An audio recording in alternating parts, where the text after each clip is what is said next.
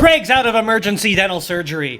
We're going to talk about some of the most deadly highways in the United States, some of which you and I have driven on, Craig. But without further ado, Craig, what do you say we get this show on the road? Oh, yeah! Oh, yeah! I think my biggest fear recently is being caught riding in the HOV lane as a single rider. Not by the cops, but by the two guys that have the I-5 Commuters TikTok. Joining us are the I-5 Commuters, Craig and Joe. When someone goes down with emergency dental surgery, train wheels don't stop. The grind simply does not stop when somebody goes down with emergency dental surgery. And Craig, last night, in a probably spiral of Vicodin sensation, came up with a new beanie design. Here's the design, people. These beanies are going to be dropping very soon on i5commuters.com. Now, Craig, was this like an LSD trip, seeing with your third eye moment when you came up with this design? Walk us through your flu game equivalent performance that was coming up with this beanie whilst less than 24 hours out of emergency dental surgery. It's the design thoughts came from just actually kind of looking at other companies and what beanies are selling the best.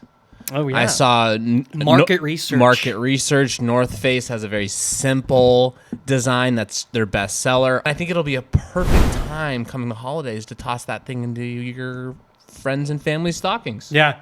Stocking stuffer. Oh. Wow. Imagine this chocolate vanilla swirl jello is the beanie with the i5. Well, are we going to put an i5 logo on it, or it's just going to say Commuter? We'll have to talk more about that. Wow. We'll have to talk more about that. It's going to stuff that stocking all the same. Alrighty, folks, welcome back to the show on the road. As promised, today we're going to be talking about the United States' most deadly highways, Craig. Some of these highways you're going to be very familiar with. And this is not just our opinion.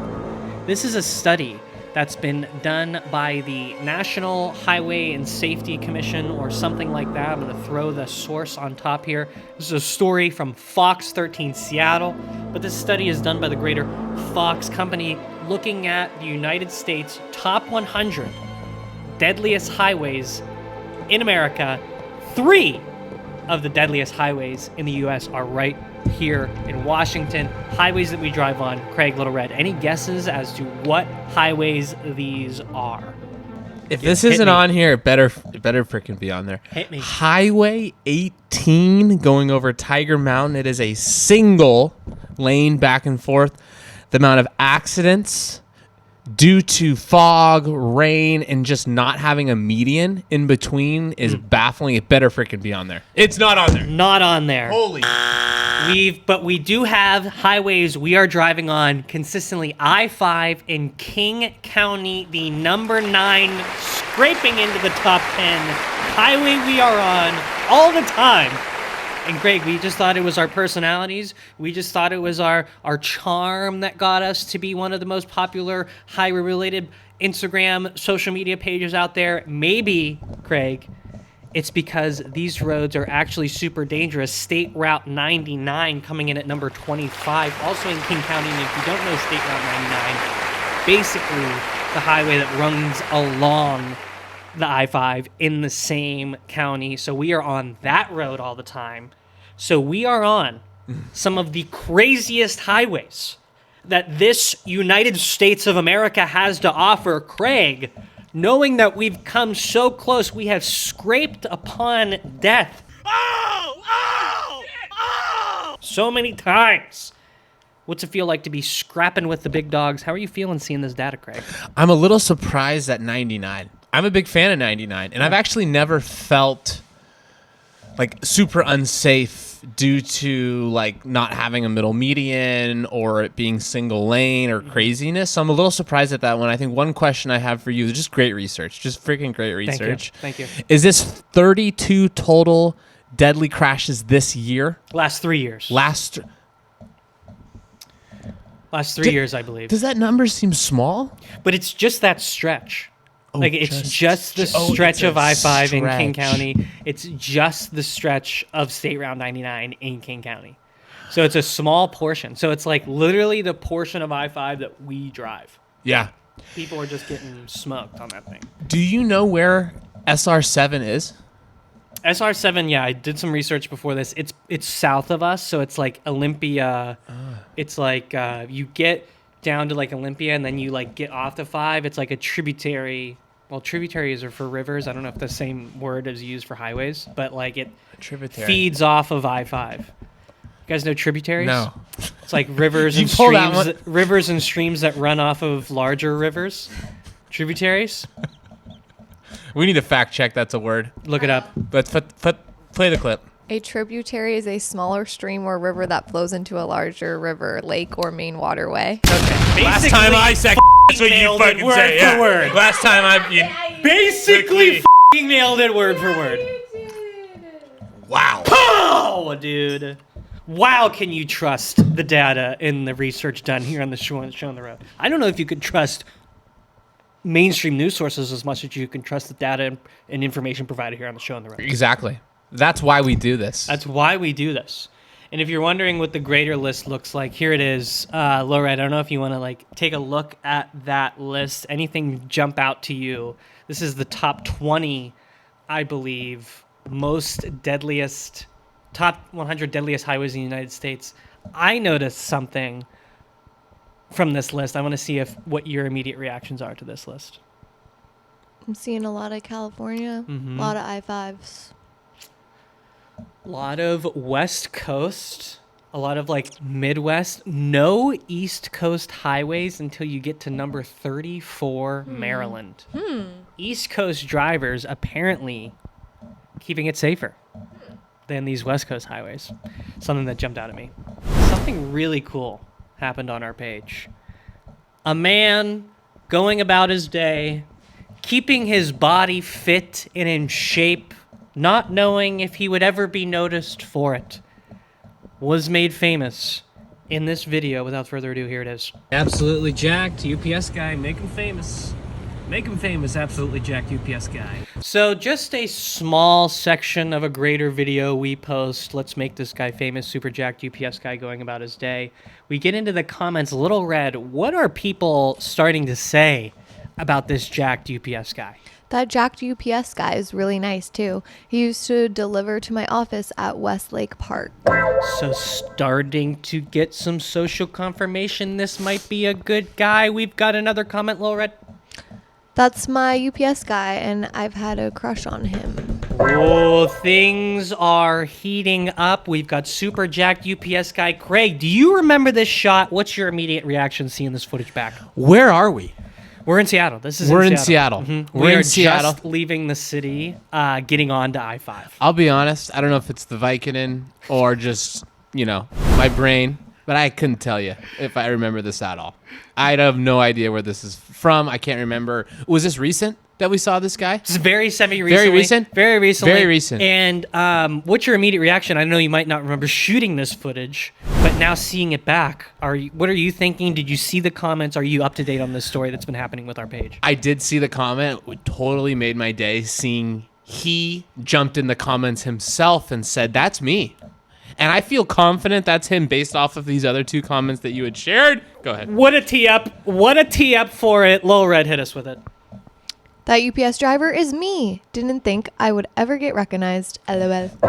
LOL. And we went to his page. It's obviously him. He has the same tattoos and everything. I don't know if you could see that in the footage here. He's got that like tribal tat on his bicep, Don't which blast his real Instagram. People can go find him. I'm not gonna. Well, I don't want him to feel too blasted. has he over doubled his followers since? Have shit. I been checking in? And has he doubled his followers since this video was posted? And he's also like calling attention to himself.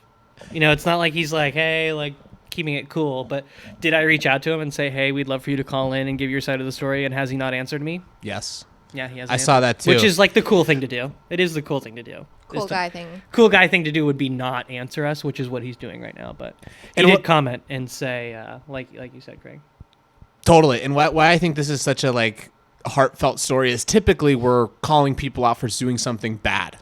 But like this, like Yeah. he's bringing no negative message around like what he's doing, driving bad on his phone. So I think it's kind of cool for him to get like a lot of like, one, you said his following doubled, but like getting some eyeballs on what he's doing. And he, a lot of stuff he probably just doesn't get noticed. Every day you're bringing boxes up and down the stairs, doing this and that. And Totally. this is probably And the our last greedy thing. asses just Yes. ordering Ordering. everything Yes. these Ordering. days, especially through the holidays. Yep. It's good to show rainy. this man some appreciation. He's got to drive around. He's got to deal with dogs. It's not an easy job, but anyways, all his friends also gassing him up. I don't know if you can see. It says 12 replies additionally under our reply because we were like, "We loved you, we love you, Jack, UPS guy." It's like you could tell some of his friends getting in there, gassing him up, being like, "There's my guy! Like, yeah, he lifts. This guy's yoked." There was some females in there singing their praises of this guy as well, which we just love to see that. We love to see the commute titties coming together, the community. Excuse me, the commute. The commuter community. We love to see the commuter community coming together and just showing love like this, don't we, Craig? I have a hunch this like totally made his day. I have a hunch that like he loves this. I Like, hope he was. so. I think I have a good feeling about That this. was our goal with this, genuinely, yes. was to just like make this guy's day. Totally. Because look, just a super Jack guy out there in the wild doing his thing. Who else is going to capture that moment and bring it to the light of day? Totally. His boss isn't seeing the work he's putting in every Right. day. He's out there by himself. Right. So to bring some of that positiveness to what Yeah. he's doing every day, I hope he gets a fucking raise. He deserves I hope he gets a a fu- fucking raise. He raise. deserves a fucking raise is what happened. Seriously. We're not fucking around. We're not joking around. No, seriously. Does it look like we're laughing? Okay. Yeah, we got to go. All right, so that has been the clip of the week. Also, something we do, we've been talking about these stretches of highways being some of the most deadly highways, not just for human beings, Craig. It was bound to happen. Not just for human beings are these stretches of highways the most deadly. We're going to let King 5 Seattle take it away for the news this week. Hundreds of chickens got loose on the highway. Yes, you are hearing that right. We're talking about on I-5 heading north, there was a semi-truck that overturned. Inside of that semi-truck were hundreds of live chickens. Chicken truck. Now, have we warned you? Have we posted footage of the chicken truck before? Yes, we have. Here it is. Chickens are back. Wow. That just can't be healthy for the chickens. But those were dead chickens, right? No. These Those were- are... No, these are real, but the previous one we talked about months ago were passed away. You're both right. You're both right. We've posted the videos of the chickens with nothing inside. Chickens are dead! No, you killed them! You motherfucker! And we've also posted them live. You can see them. There they are. But Joe, remember like a few months ago we posted that one like deadly accident where there was chicken carcasses like all over the thousands of chicken carcasses just across the highway. Oh, they're smushed, too. That's where Little Red was going with. You're okay. You need to tell her sorry. I'm sorry, Lil You Red. need to. I'm sorry, Lil Red. I forgot about the dead chicken carcasses that were all over the highway that we talked about. And here's a clip. They're in there ass to ass. You know This what I happened. kind of like about this story, though, is while some of the chickens probably died from the accident, they were probably on their way to die anyway, and some of them lived and maybe got to get away. Silver love lining. that perspective. Love that perspective, Lil Red. Love that perspective, Lil Red. Finding a silver lining and a positive in this moment. But another negative that I want to bring light to is you remember going to like malls when you were younger and there'd be like a big like bucket full of jelly beans and it's like, guess how many jelly beans are in this bucket? That's what it feels like looking at those chicken trucks. It's like, guess how many actually alive chickens are in this truck? And I I was bet so you... bad at those. I was always hundreds off. Oh, yeah, I was dude. never even close. I was never Oh, even in my the God. ballpark. I was never even in the neighborhood. Craig, were you ever good at those? No, I had a situation a couple weeks ago. There was a pumpkin outside of a brewery, and it said, "Make your best guess on how much this pumpkin weighs." Not even in the ballpark. Not It's even in not the even ballpark. close. I have no You guys, we should do that for the communities. We should get a jar and put a bunch of something in it and have people submit guesses, and whoever gets the closest one wins a t-shirt.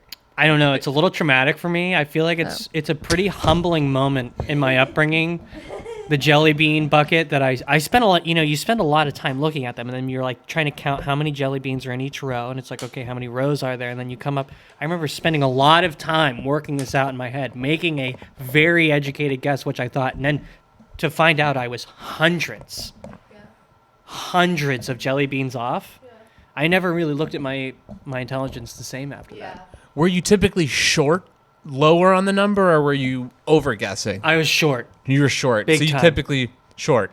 Yeah, and I think there's a lot more chickens in that truck than we probably think too. Agreed. Which is the whole Agreed. Full circle. And who am I to be thinking those chickens are like going off to some nice farm to be able to have this amazing life? Little Red, great perspective. Those things were ready to get their heads cut off. I hope a few of those things got loose. Yep. And maybe found a new home. That's a really great perspective, Little Red. It's a Thank great you for bringing that to perspective. the table. Thank you for bringing that to the table. But we knew this would happen. The chickens. We knew. As long as any humans didn't die, when it like topples over, I hope the driver is safe and all that. Because I am human first before animals. So here's what's pissing me off a I don't little know bit. if that's... We're humans first before animals for sure. But here's what's pissing me off a little bit. We have all these chickens. We've got this huge chicken. We've got this 2-mile backup drive that took close to an hour. It's still not clear why that semi-truck crashed. Still not clear why the semi-truck crashed. Can we get some f***ing justice for the chickens? Can we get to the bottom of this? King 5?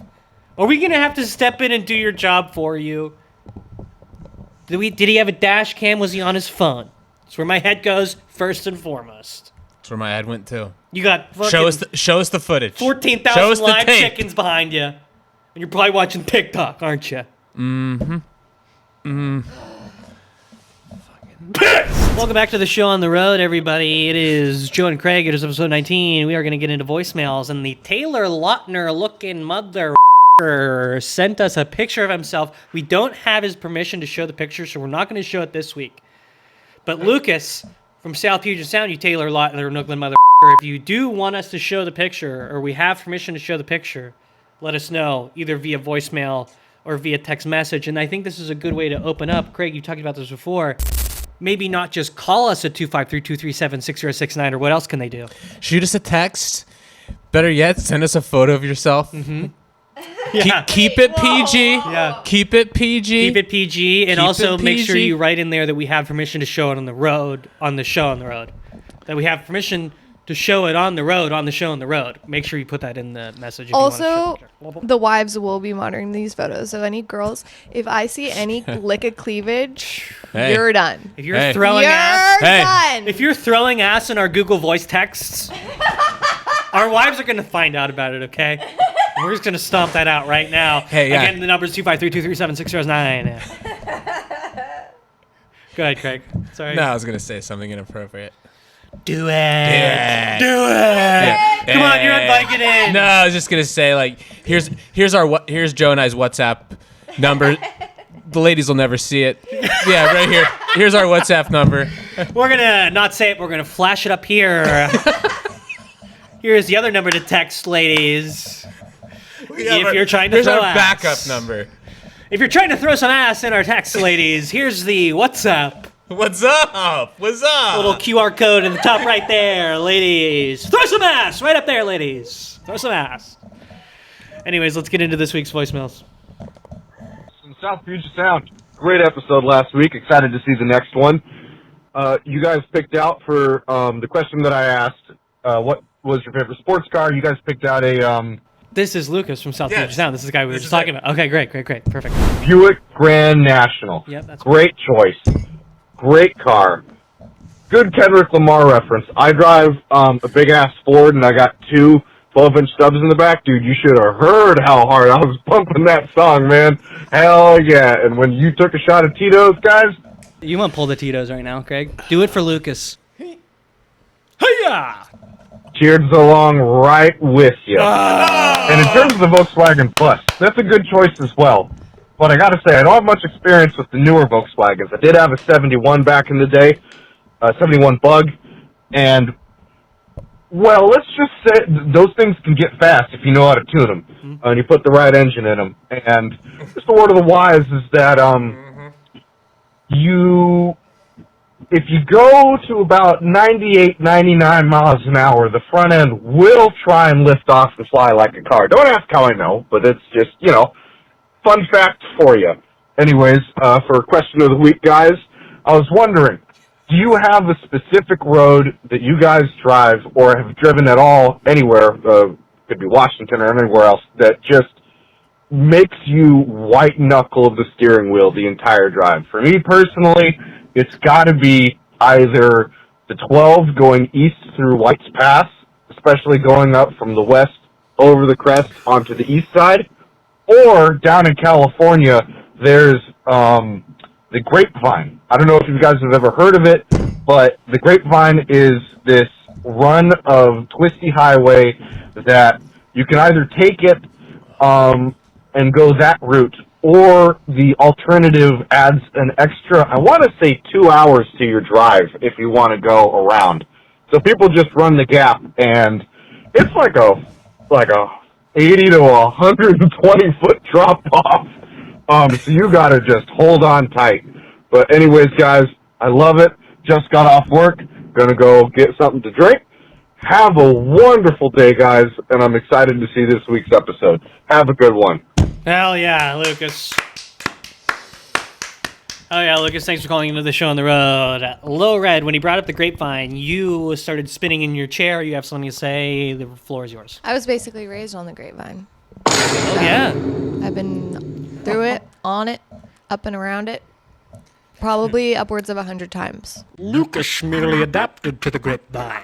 The craziest, I was born in it. The craziest car accident I've ever witnessed was on the Grapevine. What was the highway you brought up earlier today? Highway 18. That's your white knuckler? That's my white knuckler. That's your great white knuckler. You guys have both been on 18 plenty of times. You might just haven't noticed. It's the one where you go over. It's called like Tiger Mountain when you're going over toward like Easton, the ranch. It's the one you go up and over, and it's only 2 lanes. Mm-hmm. But they've been doing a ton of construction on it. But it's so dangerous because it's only 1 lane going each way, but there's not a barrier in between. There's not the New Jersey barrier. So, you're putting yourself at risk to people. If they come over a little bit, you're toast. You're toast. Dead meat. Mm-hmm. You're dead meat. You're freaking bread that's been warmed up. Toast.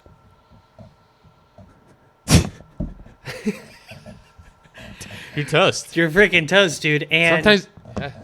What was the one he said that you were like got fired up by? Was that the one you were just talking about? The one over the pass? He said, because that one freaks me out. Going over the pass, like where they the chain up. They have like the signs on the side of the road, like especially in the wintertime, you have to like put tire chains on. That's I-90. That's I-90. That's I-90. When you mean like right before you go up and over, like where the ski areas and stuff. I think so. Yeah. Exactly. Yeah, they got all those chains. It's really scary. I've had some scary experiences there. That's my great white knuckler. And I think that's a good way to call your least favorite road, like a great white buffalo, but it's your great white knuckler. Your least favorite highway. Oh, that's my great white knuckler. Oh, I hate that road. That's my great white knuckler. Here's our next voicemail.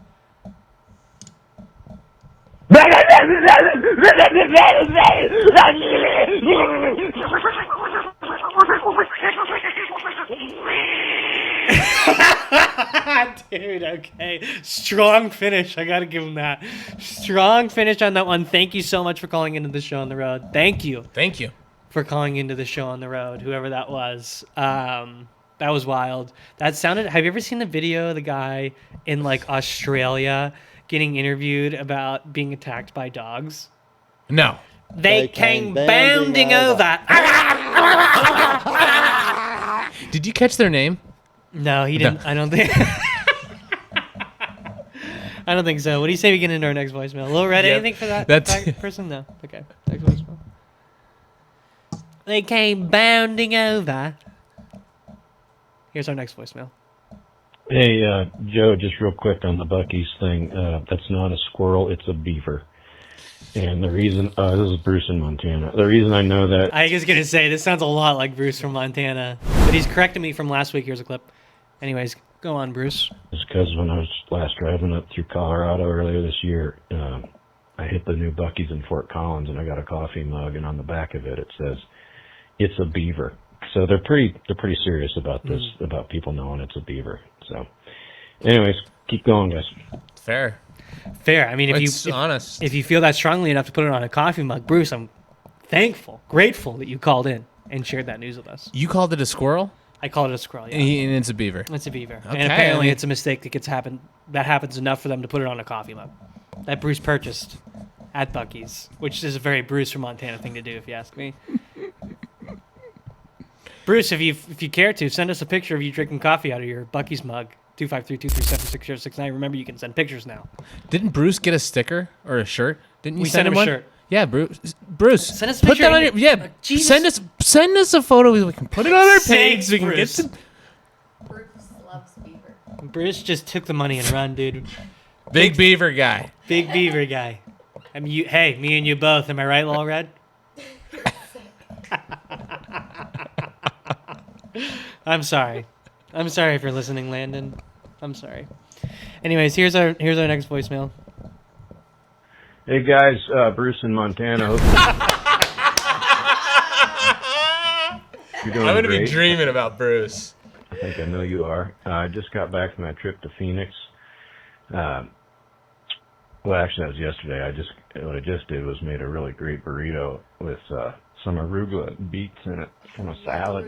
It turned out really, really good. But I'm with Craig on the Kit Kat thing. I think it's just a bad wrong place, wrong time. I think it's unfortunate that Kit Kat died in this way. But I think the question that wasn't asked, that should be asked, particularly of people who love cats, is how many cats could be saved if cars were Waymo?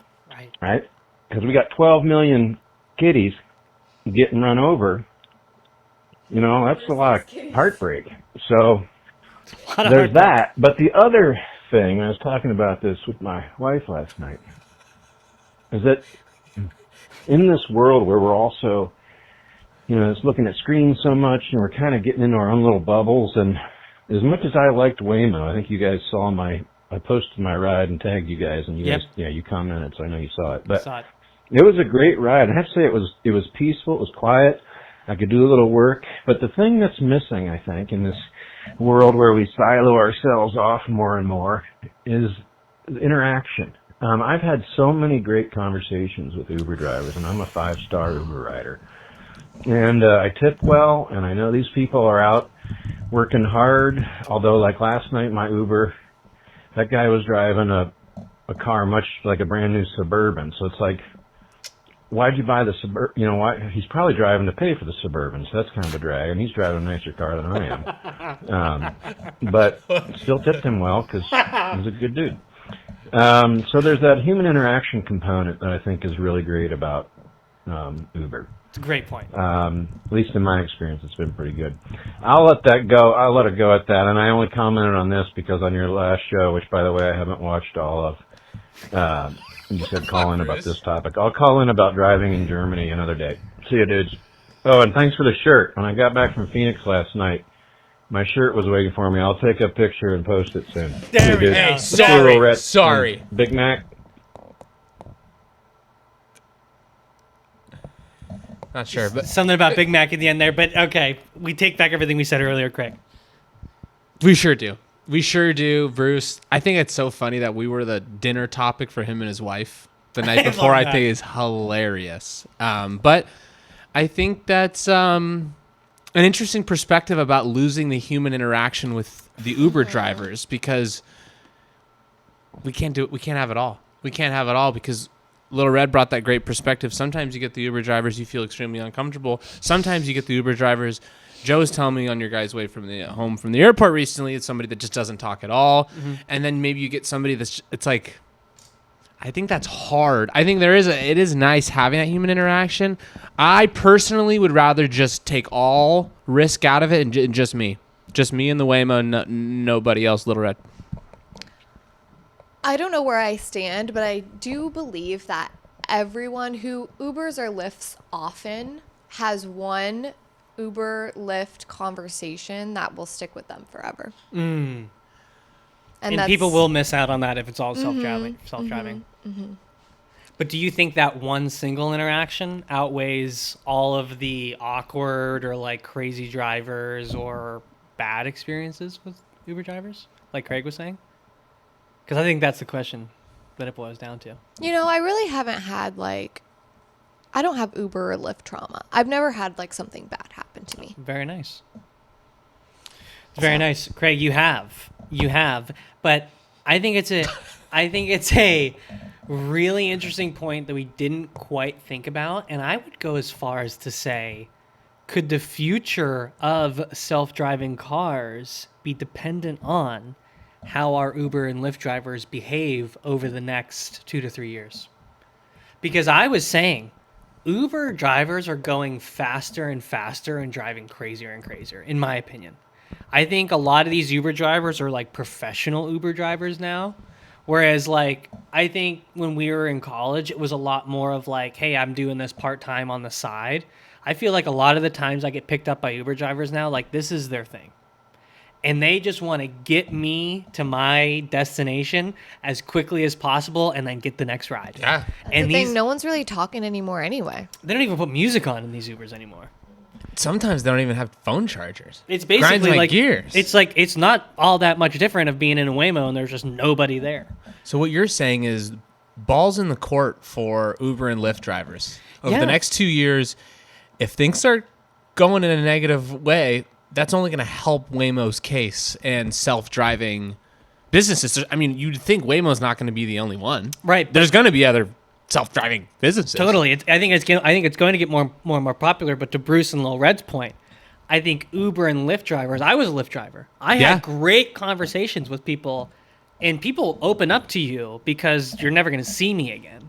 You're never going to see this person again. So you'd be surprised how deep and open people will get in an Uber or a Lyft drive. I was a Lyft driver for almost 3 years. So I'm speaking from experience a little bit here. But if the Uber drivers continue to drive crazily, I think Waymo takes over much more easily and handedly unless Uber and Lyft drivers realize the competitive advantage they have and take advantage of that. So, you know, we've covered this, but you guys aren't bringing in any money. And so Joe and I started talking about how maybe he should start Lyft driving again, and he can do it in his getup as Joe from the I-5 Commuters. Mm-hmm. And I think people would get a kick out of that. Like he could do like Friday and Saturday nights, and he's, you know, picking up people from the bars or whatever, and you get Joe from the I-5 Commuters as your Lyft driver. You're hyped. You're geeked up. It's like such an experience. And maybe people would feel more generous in their tipping. But something's got to give, and I think that's the most obvious trajectory to Joe taking on like a part-time.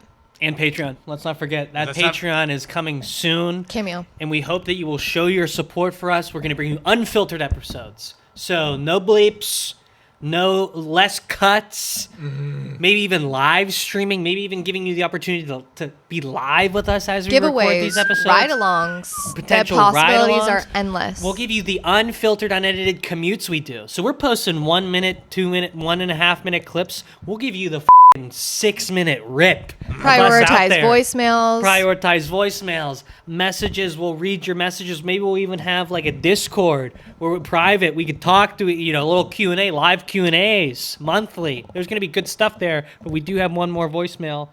Anything before we get into it, Craig? Nope, I have something after the voicemail. Go ahead. Don't let us forget. It's our topic for voicemails for next week. You know what I'm saying? Oh, right. Yep. Yeah. We'll get into that at the end of the episode. Here's our last voicemail of the week. Hey, fellow I-5 commuter here. I'm south of you guys in Vancouver area. Okay. So I'm currently on a road trip, and I was listening to your latest podcast about where to stop for the restroom. And I'll say that I'm in Louisiana right now, headed from Washington, And all the way down to Georgia, the only place I stopped for...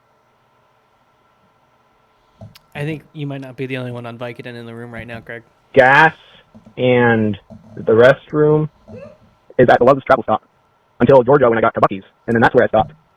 The reason being is, so at Love's, they've got kind of the Walmart entrance where it's no doors, it's just a 90-degree into the actual the bathroom, and they have automatic everything, so you're not touching dirty surfaces, and they have, Love's has maybe 5 to 6 bathroom stalls and 6 or 7 urinals, so it's a decent amount. Really paint a picture for us. The reason I go to Buc-ee's when I'm in Buc-ee's territory is because they have, well, at this Buc-ee's, I'm actually at a Buc-ee's right now. At this Buc-ee's, I counted up 120 cars. Thanks so much for calling in, fellow I-5 commuter. We appreciate it. Sounds like you got cut off there. Sorry about that. There's technical difficulties on our end, I guess. But anyways, I'm sure where that was going was a riveting place. But anything you want to add there, Craig?